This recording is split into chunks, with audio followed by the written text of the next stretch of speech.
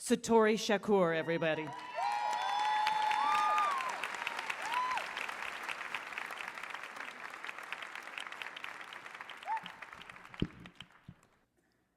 Six years ago, when they closed the lid on my mother's casket, I was devastated. I knew I would never be the same again. I had no concept of life without her in it. She was my mother, my teacher, my friend. I wasn't ready to lose her yet. I was going through the early stages of menopause, and it was scary, and I needed her to guide me through the change. The only thing I took from her modest estate was her wig, and I smelled it until all her smell was gone. Well, my mother had asked me to go back to school to complete my degree. I was depressed. I was living in my pajamas. And I'm an actor. I was working down at the Gym Theater in downtown Detroit in a show called Menopause the Musical. And my mother loved that show. And she loved seeing me in it. But after she was gone, there were times when I had to ask the stage manager to hold the curtain so that I could recover. Well, all the ladies in the cast, they were so amazing. And I had great support. And 9 months later, there was nothing that could prepare me for the death of my son. He was my only child, and he had died from a massive seizure. He had been in a car accident a few years before, and he suffered a brain injury. When I kissed him goodbye, I was surprised at how cold his skin felt against my lips. And when they closed the casket, I died. I was a dead thing. A dead woman walking through her life, walking through classes 8 shows a week. I was traveling, entertaining, winning awards, and I didn't feel anything. I felt alone and isolated. And the rest of my life looked like a joyless chore to live. I knew I needed help when I collapsed in the men's department at Macy's, when I saw a mannequin wearing something that I knew my son might wear. So I joined a grief support group, and over the next few years, I cried and listened and talked, and I moved through the stages of guilt, of grief, denial, depression, anger, and finally acceptance and hope. I wanted to live. I wanted to connect with my life again. But I didn't know who I was or how or where I would even start. Well, there is a wisdom in menopause. And I discovered that it caught me off guard in unexpected and unpredictable ways. I was standing in Kroger's in the vegetable aisle, and all of a sudden, my hormones just went out of whack.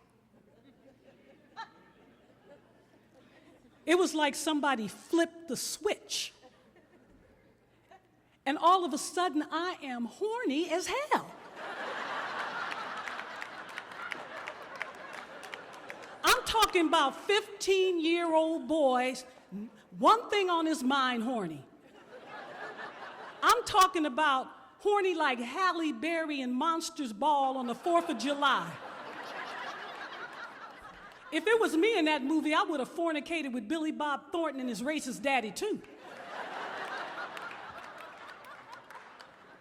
Well, I looked over and I saw this man, and he was so fine. I'm thinking, damn, he looks good in that motorized wheelchair.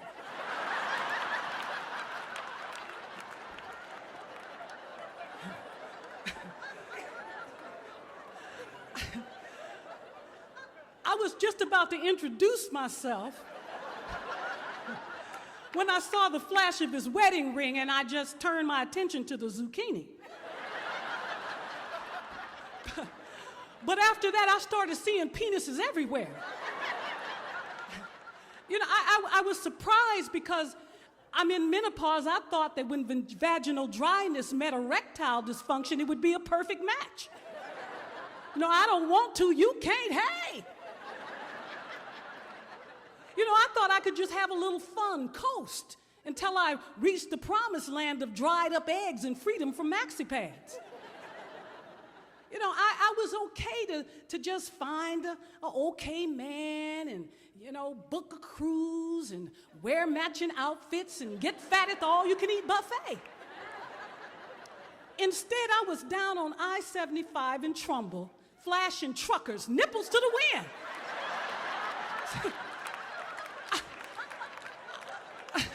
I didn't recognize myself. This is not me. I'm a political junkie. I pride myself on being up on current events.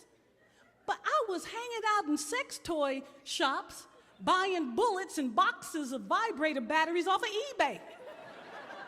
I had more testosterone than the Detroit Red Wings and Lions put together. I didn't realize how lonely I was, how in need of a man's touch. And when I couldn't take it anymore, I bought some stilettos, and I said, I need a man. So I went on Craigslist. Because Craigslist, it delivers right now. And I spotted an ad that was sane to my sensibilities. Good-looking, educated, house, car, job, gentleman at all times. Seeks mature lady for great conversation, drinks, and a possible relationship. So I programmed my GPS for Tom's Oyster Bar in Royal Oak.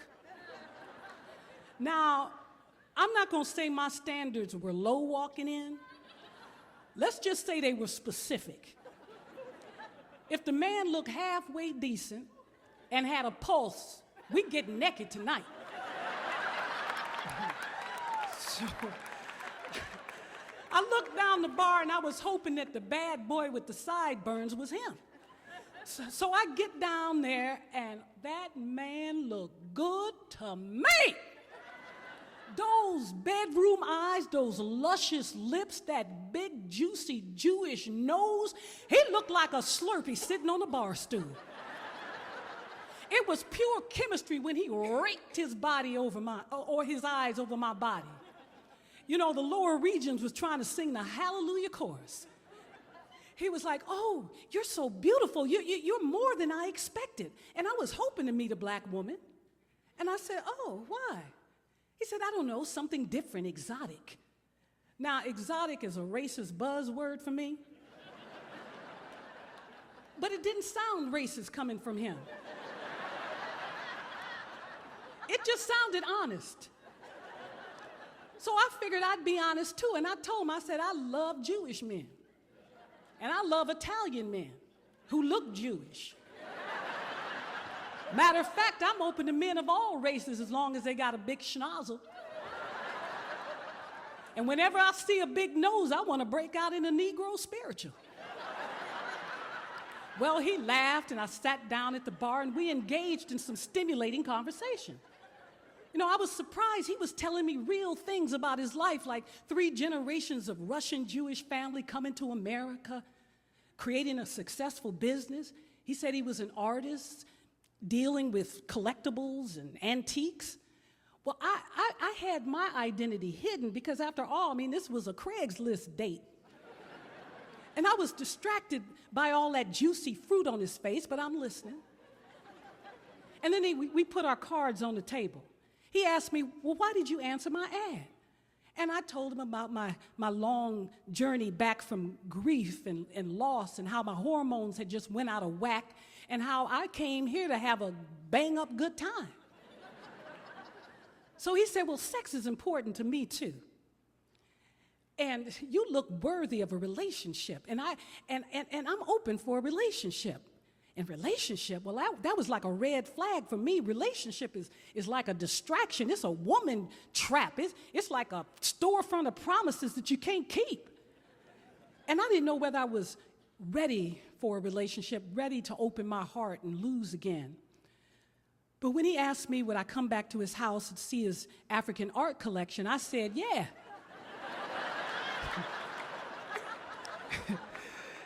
When we get in his house, it looks like a whimsical folk art museum. I mean, art all over the walls. He said, go on upstairs, look around. So I went upstairs, and in his bedroom, there are all these framed concert posters.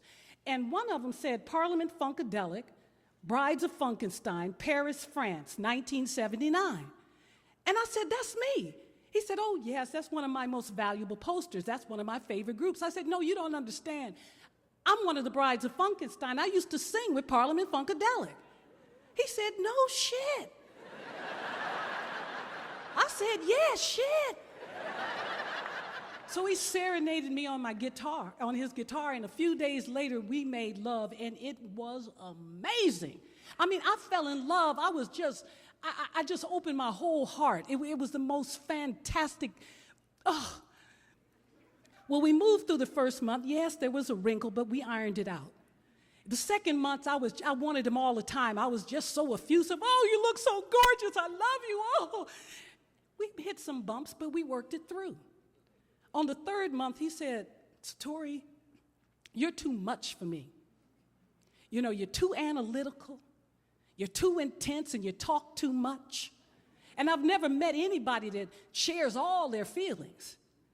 Well, it stung, it hurt a little bit, and then it hit me. I'm too much. I'm alive.